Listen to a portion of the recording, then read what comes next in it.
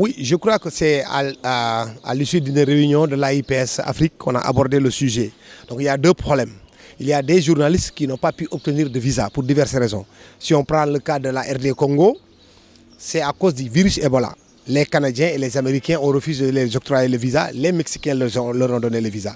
L'autre problème aussi pour les confrères iraniens, je crois que c'est lié à la guerre. Donc ce qui fait que les Américains ont refusé d'octroyer les visas. Mais moi, en participant à la réunion, j'avais déjà fini de faire un benchmarking au niveau africain pour voir l'ensemble des problèmes auxquels les journalistes africains étaient confrontés. Je me suis rendu compte, en dehors du Congo, il y avait d'autres journalistes qui ont reçu les accréditations, mais il avait une seule entrée. C'est le cas par exemple du Sénégal et d'autres, de l'Égypte, du Maroc, de l'Algérie, un peu partout. Le Sénégal aujourd'hui a un troisième match, le 26, contre l'Irak à Toronto.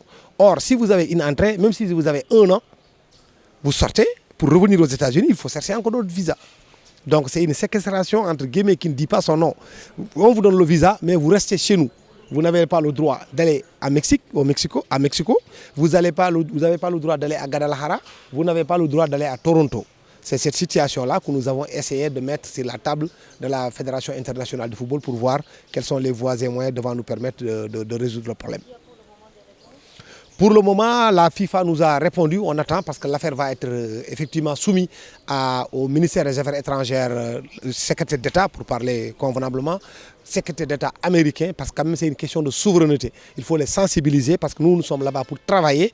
On ne peut pas organiser une Coupe du Monde appelée Unite 2026 qui se déroule et aux États-Unis, et au Canada, et au Mexique et demander les journalistes, vous n'allez rester qu'aux États-Unis. Vous ne pouvez pas aller au Canada. Les Canadiens, par exemple, nous ont donné 3 mois avec les entrées multiples. Ce qui veut dire qu'on peut retourner au Canada, revenir, retourner, ainsi de suite. Les Mexicains, pareil, il n'y a que les Américains qui ont donné 3 mois avec une seule entrée. Absolument, il est chaotique pour diverses raisons, particulièrement pour les Sénégalais. Nous, les journalistes, aujourd'hui, on se trouve dans une situation très inconfortable, je dois l'avouer, même si je dois quand même remercier l'ambassade des États-Unis parce que 95% des journalistes qui ont demandé des visas ont obtenu le visa. Mais il y a un gros souci par rapport à la seule entrée. L'autre aspect, c'est par rapport à nos supporters. Un match de football sans des supporters, c'est un repas sans sel. Les supporters sénégalais ne peuvent pas être remplacés encore une fois par la diaspora.